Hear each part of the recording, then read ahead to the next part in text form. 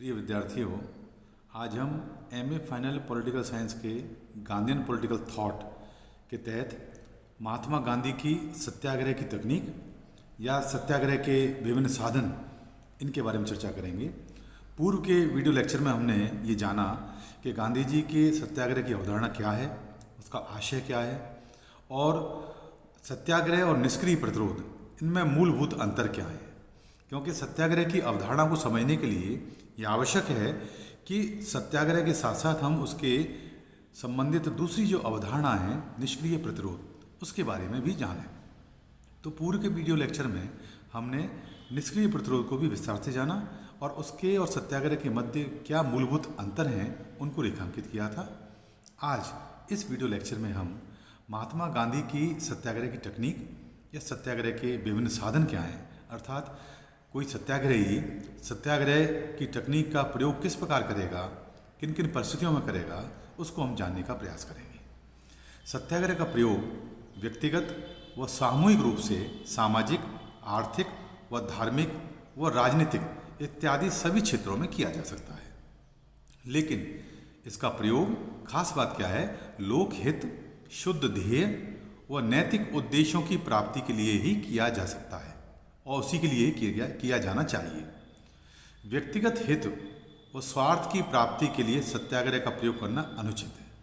जैसे मूल भावना यह है कि सत्याग्रह का प्रयोग जनहित के लिए किया जाना चाहिए, नैतिक उद्देश्य की प्राप्ति के लिए किया जाना चाहिए। व्यक्तिगत हित, व्यक्तिगत लाभ या स्वार्थ के उद्देश्य को ध्यान में रख करके सत्याग्रह की तकनीक का प्रयोग नहीं किया जाना चाहिए। यदि कोई करता है तो वो अनुचित है। सत्याग्रह करना केवल ऋषियों या मुनियों का ही कार्य नहीं है। देश व समाज के हित में इसका प्रयोग साधारण व्यक्ति द्वारा भी किया जा सकता है। मजबूत आत्मबल और अहिंसात्मक तरीकों से गलत आदेशों को विनम्रता के साथ मानने से इनकार करना सत्याग्रह का आदर्श तरीका है। आदर्श सत्याग्रहियों के उदाहरण में हम मीरा, प्रहलाद, सुकरात के उदाहरण ले सकते हैं, जिन्होंने पूर्व में हमने देखा है उस समय के प्रचलित अन्याय, अत्याचार व दमन के सामने झुकने से इनकार कर दिया था। सत्याग्रह विभिन्न तरीकों या साधनों से किया जा सकता है। महात्मा गांधी ने इस क्रम में निम्नलिखित साधनों को अपनाने पर बल दिया है कि सत्याग्रह के लिए हम किस प्रकार कौन कौन से साधन या तकनीकों का प्रयोग कर सकते हैं। आइए हम बिंदुवार उन साधनों या तकनीकों को जानने का प्रयास करते हैं जिनके आधार पर एक सत्याग्रही सत्याग्रह को अपनाता है। सबसे पहला जो प्रयोग है, जो साधन है, वह असहयोग। सत्याग्रह के विभिन्न तरीकों में से असहयोग एक महत्वपूर्ण साधन है। इसका अर्थ यह है कि सत्याग्रही जिस व्यक्ति या संस्था के कार्यों को अन्यायी, अत्याचारी, अवैध, अहितकर व अनैतिक मानता है, उनके साथ या उसके साथ किसी भी प्रकार का सहयोग नहीं करता। गांधी जी के अनुसार अन्याय व अत्याचार का विरोध करना व्यक्ति का न केवल नैतिक कर्तव्य है, वरन यह उसका धर्म भी है। बुराई का प्रतिकार करने का यह श्रेष्ठ तरीका है। कोई भी सरकार या प्रशासन या संस्था या व्यक्ति पीड़ित व्यक्तियों के सहयोग के बिना कोई भी अत्याचार या उत्पीड़न नहीं कर सकती है। निरंकुश व क्रूर शासक भी बिना सहयोग के अपना शासन नहीं चला सकते। गांधी जी असहयोग को देवताओं का शस्त्र और सर्वश्रेष्ठ अरु मानते हैं। असहयोग वैधानिक कार्यवाही है, क्योंकि इसका उद्देश्य बुराई को समाप्त करके रचनात्मक कार्य करना होता है, अर्थात सकारात्मक कार्य करना होता है। न्याय की स्थापना करने तथा सृजन के लिए असहयोग किया जाता है। न्याय की स्थापना तथा सृजन करने के लिए असहयोग किया जाता है, ये महत्वपूर्ण बात है। असहयोग निम्न रूपों से किया जा सकता है। अब हम उन बिंदुओं की चर्चा करेंगे जिनके आधार पर एक सत्याग्रही असहयोग कर सकता है। जैसे पहला उसमें है हड़ताल करना। हड़ताल का अर्थ है अन्याय व बुराई का प्रतिकार करने के लिए विरोध स्वरूप थोड़े समय के लिए स्वेच्छा से अपना कार्य या व्यवसाय बंद करना। हड़ताल में प्रतीकात्मक रूप से कार्य का बहिष्कार किया जाता है, जिससे विरोधी का ध्यान समस्याओं की ओर आकृष्ट किया जा सके। यह जन समस्याओं तथा जनता के दुखों और उचित मांगों को सरकार व प्रशासन के समक्ष प्रभावशाली तरीके से रखने का एक माध्यम है। हड़ताल पूर्णतया अहिंसात्मक होनी चाहिए। इसमें किसी भी प्रकार की तोड़फोड़, हिंसा, जोर जबरदस्ती, आतंक व अपराध के लिए कोई भी स्थान नहीं है। हड़तालियों की मांगें भी उचित, न्यायपूर्ण, वैध तथा पूरी हो जाने के योग्य होनी चाहिए। दूसरा जो साधन तरीका है असहयोग का, वो है सामाजिक बहिष्कार। समाज के ऐसे लोग जो सामाजिक अपराधी हैं या अपने कृत्यों द्वारा समाज को नुकसान पहुंचाते हैं, उन पर नैतिक दबाव डालने के लिए उनके साथ सामाजिक मेल जोल बंद किया जाता है, जिससे वह एकाकीपन महसूस करके अपने कृत्य पर पश्चाताप कर सके। इसका उद्देश्य सामाजिक अपराधी या कलंकी का हृदय परिवर्तन करना होता है, उसे किसी प्रकार से परेशान करना नहीं होता। अतः समाज द्वारा उसे न्यूनतम आवश्यकताओं से वंचित नहीं करना चाहिए, ना ही उसके साथ दुर्व्यवहार किया जाना चाहिए। भारत में समाज व जातियों द्वारा बहुत प्राचीन काल से ही इस परंपरा को अपनाया जाता रहा है। तीसरा जो एक साधन है जिसके आधार पर हम असहयोग अपनाते हैं, वो है आर्थिक बहिष्कार। इसका आशय है साम्राज्यवादियों के आर्थिक हितों पर प्रहार करने के लिए उनके द्वारा निर्मित वस्तुओं को उपयोग में न लाना। गांधी जी ने विदेशी वस्तुओं के बहिष्कार में विदेशी वस्त्रों का बहिष्कार तथा ब्रिटेन में निर्मित वस्तुओं के बहिष्कार का समर्थन किया था। अगला जो साधन है असहयोग करने का, वो है धरना। यह बहिष्कार का विशुद्ध अहिंसात्मक तरीका है। इसमें विरोधी का हृदय परिवर्तन करने के लिए अपनी मांगों के समर्थन में विरोधी के सामने अहिंसात्मक तरीके से धरना दिया जाता है। विरोधी को बुराई के प्रति जागरूक करना तथा जन चेतना जागृत करना इसका प्रमुख उद्देश्य होता है। इसमें धमकी, दबाव व दुर्व्यवहार का प्रयोग किसी भी रूप में नहीं होना चाहिए। विदेशी माल की दुकानों और शराब घरों पर धरने आयोजित करके इन वस्तुओं का उपयोग न करने के लिए जन चेतना का विकास किया जाता है। ये धरना है।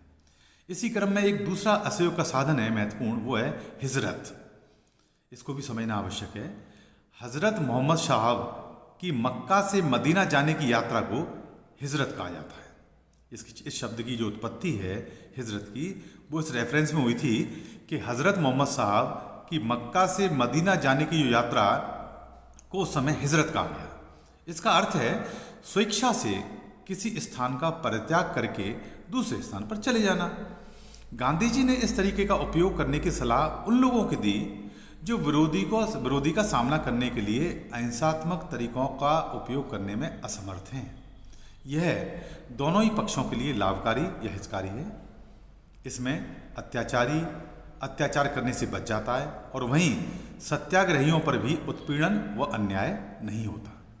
सत्याग्रही संभावित हिंसा से भी बच जाते हैं, उनका आत्मसम्मान भी बना रहता है तथा यह तरीका अन्यायी को अपने अन्याय के बारे में पुनर्विचार करने तथा पश्चाताप करने के लिए प्रेरित करता है। एक और महत्वपूर्ण साधन है सत्याग्रह को अपनाने का, वो है सविनय अवज्ञा। सविनय अवज्ञा का अर्थ है गलत आदेशों, नीतियों व कानूनों को अहिंसात्मक तरीके से विनम्रतापूर्वक मानने से इनकार करना। जैसा कि इसका शब्द ही कह रहा है सविनय, अर्थात विनय सहित। अवज्ञा, अवज्ञा मीन्स इसका आशय है कि जो कानून, जो सिस्टम चल रहा है, यदि वो अन्यायपूर्ण है, अनैतिक है, तो उसका अहिंसात्मक तरीके से विनयपूर्वक उसको ना मानना, उसको मानने से इनकार करना। इसलिए इसको शब्द दिया गया सविनय अवज्ञा। और इसी क्रम में आपने देखा होगा महात्मा गांधी ने सविनय अवज्ञा आंदोलन संचालित किया था। अनैतिक और अन्यायपूर्ण कानूनों को भंग करके सत्याग्रही एक रक्तहीन व नैतिक क्रांति को जन्म देती है। यह पीड़ित व्यक्तियों के रोष व विद्रोह को प्रकट करने का अहिंसात्मक स्वरूप है। यदि लोग प्रशासन व सरकार के साथ सहयोग करते हुए सत्याग्रह करते हैं तो उसका प्रभाव क्षीण होता है। अतः प्रशासन व सरकार के गलत आदेशों का उल्लंघन करके तथा उसकी अनुचित आज्ञाओं को मानने से इनकार करके उसके विरुद्ध जन चेतना को जागृत किया जाता है। यही सविनय अवज्ञा है। इसका प्रयोग बहुत ही सावधानी व अहिंसात्मक तरीकों से किया जाना चाहिए। इसी क्रम में सत्याग्रह का एक और साधन है जिसको कहते हैं उपवास। यह सत्याग्रह का सर्वश्रेष्ठ, सबसे प्रभावशाली और सबसे कठिन अस्त्र है। आपने देखा होगा गांधी जी ने स्वतंत्रता संग्राम के दौरान कई बार इस अस्त्र का प्रयोग किया है। 1921 के बाद चौरी चौरा कांड हुआ, तब भी उन्होंने उपवास किया था। और उसी प्रकार लंदन से लौटने के बाद, गोलमेज सम्मेलन लौटने के बाद भी उन्होंने 1931-32 में उपवास किया था। उपवास एक बहुत बड़ा, सर्वश्रेष्ठ, प्रभावशाली सत्याग्रही शस्त्र है। गांधी जी ने इसे आध्यात्मिक औषधि माना। उनके अनुसार यह शरीर, आत्मा व विरोधियों का हृदय परिवर्तन करने के लिए निर्मल उपाय है। उपवास करने वाला स्वयं कष्ट सहन करके लोकहित की साधना करता है। वो उपवास करता है, स्वयं को शारीरिक कष्ट पहुंचाता है, जिससे कि विरोधी के मन में दैवीय भावना जागृत हो, संवेदनशील हो और वो सोचने को, चिंतन करने को मजबूर हो और न्याय के मार्ग पर आ जाए। उपवास कभी भी स्वार्थ के लिए नहीं किया जाता। जब सत्याग्रह के सभी शस्त्र निष्प्रभावी और महत्वहीन हो जाएं, तो अंतिम अस्त्र के रूप में ही उपवास का सहारा लिया जाना चाहिए। उपवास करने वाला निर्मल हृदय, धैर्यवान, सद्गुणी तथा ईश्वर में आस्था रखने वाला होना चाहिए। अभी आपने देखा होगा कुछ वर्षों पहले अन्ना हजारे जी ने दिल्ली में उपवास किया था। लोकपाल विधेयक और कानून को लागू करने के लिए एक बड़ा धरना दिया था। उस धरने के दौरान उन्होंने उपवास किया, तो वो भी एक प्रकार का सत्याग्रही तकनीक थी। अपनी मांगों की औचित्यता, समय, स्थान, परिस्थितियों को ध्यान में रखकर ही उपवास किया जाना चाहिए। पवित्र उद्देश्यों को लेकर किया गया उपवास हजारों आत्माओं को स्पंदित करता है और कठोर से कठोर दुराचारियों का हृदय परिवर्तन करने में भी सक्षम होता है। अब हम सत्याग्रह के मूल्यांकन के बारे में थोड़ी चर्चा करेंगे। गांधी जी का सत्याग्रह संबंधी दर्शन विशेष रूप से प्रतिरोध के सिद्धांत का आध्यात्मिकृत रूप है। प्रतिरोध का सिद्धांत, थ्योरी ऑफ रेजिस्टेंस जो है, इसका समर्थन सबसे पहले हमने स्वामी विवेकानंद के दर्शन में भी देखा है। गांधी जी ने अपने जीवन काल में सत्याग्रह और उसके विविध साधनों का प्रयोग करते हुए कई सफल आंदोलन किए। गांधी जी सत्याग्रह का प्रयोग राष्ट्रीय और अंतर्राष्ट्रीय समस्याओं के समाधान के लिए भी करना चाहते थे।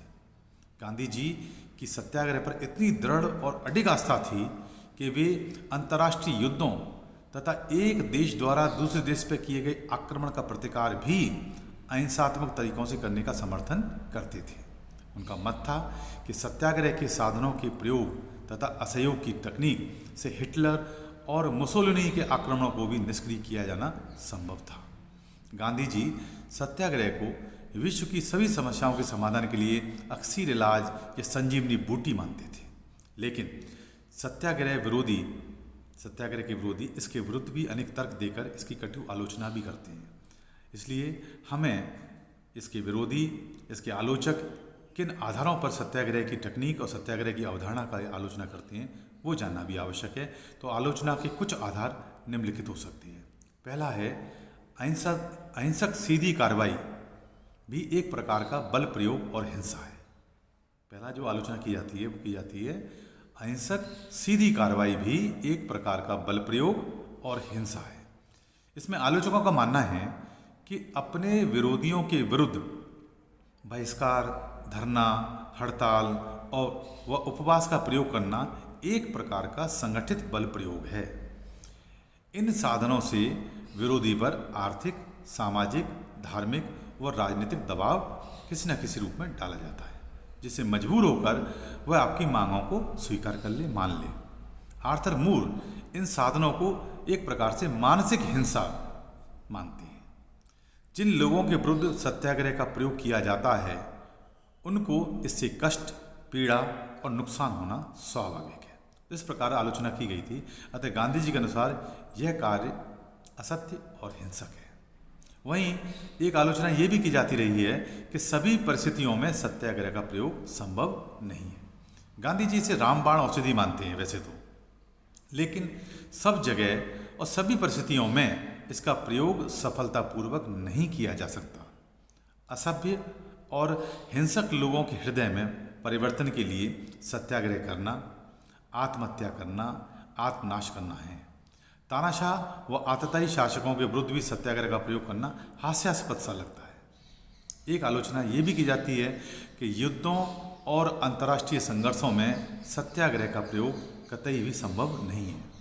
आज के परमाणु युग, जिसमें आक्रमण के लिए मिसाइल्स, प्रक्षेपास्त्र, अदृश्य वायुयान और अन्य अत्यंत गुप्त और सूक्ष्म तकनीकों का और वैज्ञानिक तरीकों का प्रयोग किया जाता है, उनके प्रतिरोध के लिए सत्याग्रह का प्रयोग करना अव्यावहारिक सा लगता है। कोई भी देश आतताई व शत्रुओं के लिए अपनी सीमाएं असुरक्षित नहीं छोड़ सकता। आक्रमणकारी भी अपने निश्चित ध्येयों को लेकर आक्रमण करते हैं। अतः उनके उद्देश्यों व ध्येय को अहिंसक साधनों से बदलना असंभव लगता है। एक आलोचना ये भी की जाती है कि सत्याग्रह अत्यधिक आदर्शवादी परिकल्पना है, इमेजिनेटिव है, एक बहुत आइडियलिस्टिक अप्रोच है। सत्याग्रह को ठीक उसी रूप में लागू करना असंभव है जिस स्वरूप में कल्पना गांधी जी ने की थी। व्यक्तिगत जीवन में भी पूर्ण रूप से सत्य और अहिंसा का पालन उस रूप में नहीं कर सकता जिसका वर्णन गांधी जी ने किया है। वहीं सत्याग्रह को शुद्ध तथा सामूहिक रूप में अपनाना लगभग असंभव है। भारत के विभाजन के समय जो खूनी संघर्ष और हत्याएं हुई, तब स्वयं गांधी जी ने स्वीकार किया कि उनके आंदोलन का आधार सत्याग्रह न होकर निष्क्रिय प्रतिरोध था, क्योंकि लोगों ने अवसर मिलते ही अपने पशु बल का सहारा लेकर निर्मम हत्याएं करना प्रारंभ कर दिया एवं स्वयं गांधी जी स्वयं उनकी पशु बल के द्वारा की गई हत्या वे हिंसा के परिणाम स्वरूप ही असमय हमें छोड़कर चले गए। और एक ये भी कारण बताया गया है कि हृदय परिवर्तन करना एक सुंदर कल्पना है। सत्याग्रही द्वारा स्वयं कष्ट सहन करके विरोधी का हृदय परिवर्तन करने का प्रयास किया जाता है, ये बात आमतौर पर कही जाती है। लेकिन इस बात का ना तो हमारे पास कोई प्रमाण होता है कि हमारे सत्याग्रह करने से विरोधी के हृदय का परिवर्तन हुआ है या नहीं हुआ है, ना ही ऐसा कोई प्रमाणिक मापदंड है जिससे ये नापा जा सके कि विरोधी का हृदय में कितनी मात्रा तक परिवर्तन हुआ है और कितने समय तक परिवर्तित रहेगा। ये सारी बातें संभव नहीं है, असमंजस की स्थिति है। अनेक बार विरोधी सत्याग्रहियों की मांग दबाव, दयावश, मजबूरी, प्रेम, लगाव, स्वार्थ, समझौता, व्यावहारिक दृष्टिकोण इत्यादि कारणों से भी स्वीकार कर लेता है। लेकिन हमारा यह मानना कि विरोधी ने हमारी मांगें हृदय परिवर्तन के कारण स्वीकार की हैं या पूरी की हैं, ये पूर्णतः सही नहीं है। लेकिन इसके बावजूद भी सत्याग्रह को ये मानना कि अवधारणा विचार शून्य है, इसका कोई महत्व नहीं है, वो एक पक्षी होगा। इसलिए अब हम सत्याग्रह का, इस अवधारणा का, इनके तकनीकों का क्या महत्व है वो जानना भी आवश्यक है। सत्याग्रह एक ऐसा कल्प वृक्ष है जिसका तना सत्य और अहिंसा से निर्मित हुआ है तथा असहयोग, उपवास, सविनय अवज्ञा, बहिष्कार इत्यादि इसकी शाखाएं और उपशाखाएं हैं। यदि इसका उपयोग लोकहित, मानवता के कल्याण तथा सार्वजनिक समस्याओं के समाधान के लिए सावधानीपूर्वक किया जाए तो इससे असंख्य अमृत फलों की प्राप्ति संभव है। महात्मा गांधी द्वारा बताए गए सत्याग्रह के अहिंसक मार्ग पर चलकर अनेक राष्ट्रों ने अपने स्वतंत्रता आंदोलन का सफलतापूर्वक संचालन भी किया है। इतिहास में ऐसे अनेक उदाहरण हैं, जैसे दक्षिण अफ्रीका, रोडेशिया, जिम्बाब्वे के स्वतंत्रता आंदोलन गांधीवादी आंदोलन व सत्याग्रह से प्रेरित थे।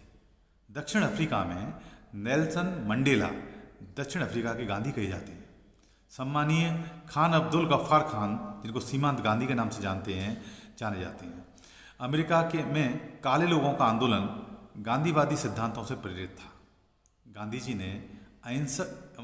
ने हिंसक विश्व को अपनी समस्याओं को शांतिपूर्ण समाधान के लिए सत्याग्रह के रूप में अहिंसक अस्त्र प्रदान किया है। इस प्रकार विद्यार्थियों, आपको उक्त व्याख्यान के द्वारा महात्मा गांधी के सत्याग्रह संबंधी विचार स्पष्ट हुए होंगे। सत्याग्रह का आशय क्या है, इसके प्रयोग की विभिन्न तकनीक क्या हैं, इसकी आलोचनाएं क्या हुई हैं और इसका विभिन्न क्षेत्रों में क्या महत्व है। अगले वीडियो लेक्चर में हम महात्मा गांधी के साधन व साध्य संबंधी धारणा का विस्तार से चर्चा करेंगे, अध्ययन करेंगे। धन्यवाद।